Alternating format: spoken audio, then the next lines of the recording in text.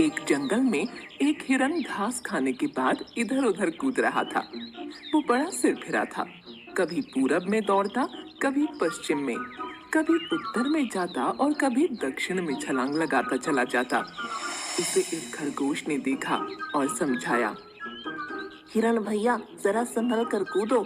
जंगल का इलाका है, कुछ भी हो सकता है। खरगोश भैया, अपनी तो चाल निराली है, अपनी छलांग मतवाली है। इस जंगल का चप्पा चप्पा मेरे कदमों की आहट पहचानता है।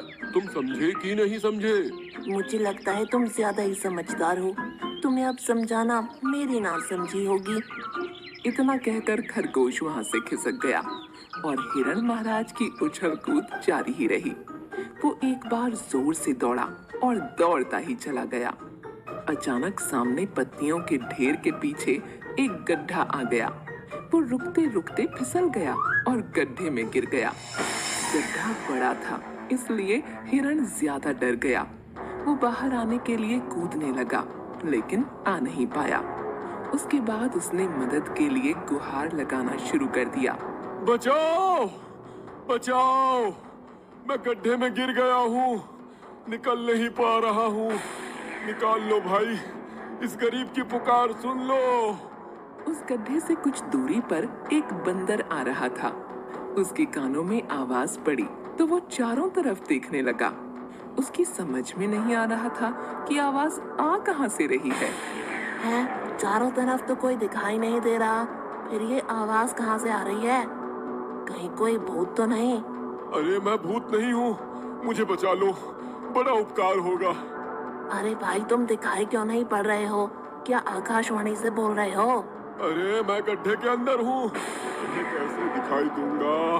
गड्ढे के पास में आओ, मेरी मदद करो। बंदर को पास में पत्तियों के पास एक गड्ढा दिखाई पड़ा। वो धीरे धीरे पास में पहुंच गया।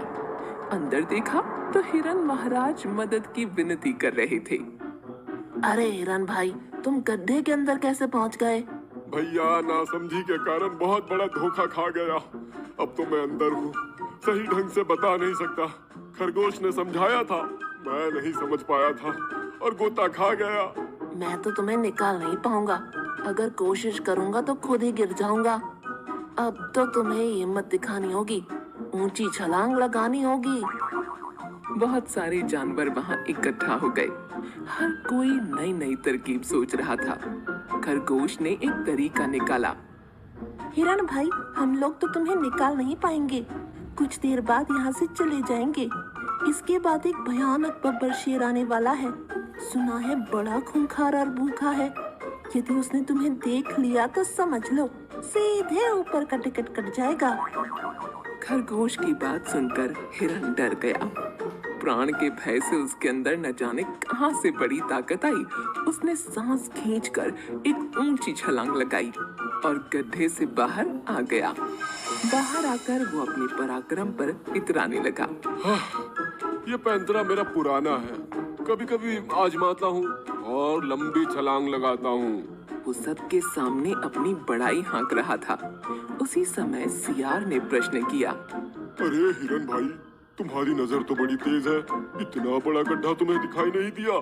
क्या गड्ढे ने तुम्हें अंदर खींच लिया? अम्मा यार, सच सच बताओ, तुम गिरे कैसे? सियार के प्रश्न पर हिरन खुश हो गया। सियार भाई, तुमने अच्छा प्रश्न किया है, मेरा दिल जीत लिया है। अब मैं सही जगह पर आ गया हूँ, इसलिए इसका उत्तर बताने में मुझे अधिक आसानी होगी। सभी लोग एक तरफ खड़े हो जाओ, मैं बताता हूँ कि मैं गिरा कैसे। हाँ।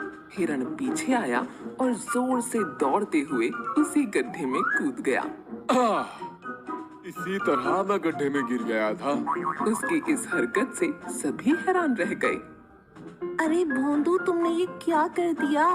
अपने आप को फिर से गिरा लिया। खरगोश भाई, तुम नहीं समझोगे, ये अपना अंदाज है। अभी फिर से छलांग लगाऊंगा और बाहर निकल आऊंगा। ये कहकर हिरन ने ऊंची छलांग लगाई, लेकिन बाहर नहीं निकल पाया। 2-3 बार उसने कोशिश की, लेकिन सफल नहीं हुआ। ये हिरन दिमाग से पैदल है, भला कोई गड्ढे में फिर से गिरने का प्रयोग करता है। बार बच गया, फिर अपने ही मूर्खता से फंस गया। अब तो लगता है ये गड्ढे में ही रह जाएगा। नहीं नहीं, मैं गड्ढे में रहा तो शेर मुझे खा जाएगा। मुझे बचा लो यारो। बड़ी देर तक तमाशा चलता रहा। हिरण कूद कूद कर फिर से गड्ढे में फिसलता रहा। इसके बाद बड़ा जिराफ वहां आया और उसने गर्दन को झुकाया। फिर इसके बाद हिरण को बाहर निकाल लिया गया। गड्ढे में गिरने के प्रयोग की मूर्खता दोबारा मत करना, वरना अंदर ही रह जाओगे। इस तरह से मूर्ख हिरण की जान बचाई गई और उसे सब जानवरों ने जंगल में भेज दिया।